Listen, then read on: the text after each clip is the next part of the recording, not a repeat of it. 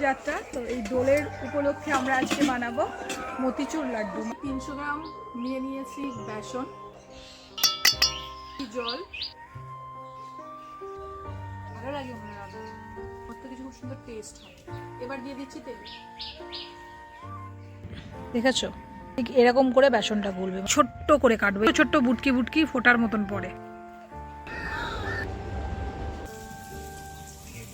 গোটাগুলো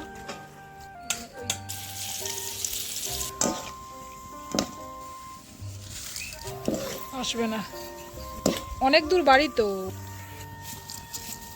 এটা যদি ঠিকঠাক তুমি বানাও তাহলে কিন্তু মতিচুর লাড্ডুটা দারুণ হবে।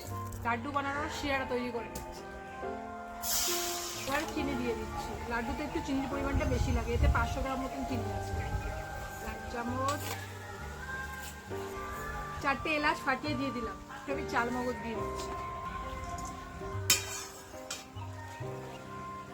আর একটু হবে।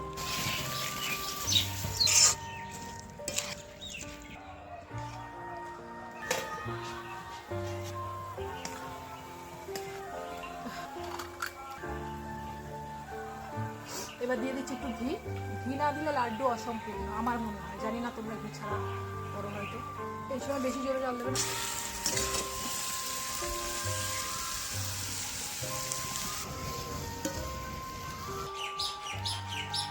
নামিয়ে একটু ঠান্ডা করতে দিচ্ছি, যেহেতু ঘি দেওয়া আছে তাই জন্য।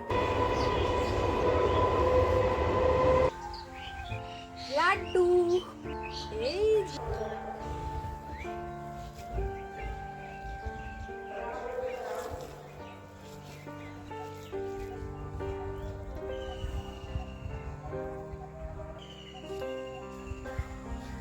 আমি ভাবছিলাম খুব সহজেই হয়ে যাবে, কিন্তু না, সহজে নয়, সময়টা যথেষ্ট লাগে।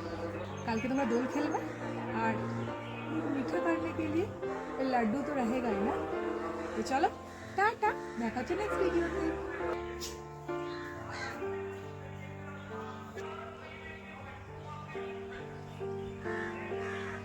আমাদের এই ছিল আজকে মতিচুর লাড্ডুর রেসিপি। একটা লাড্ডু তোমাদেরকে আমি ভেঙে দেখাচ্ছি, এরকম।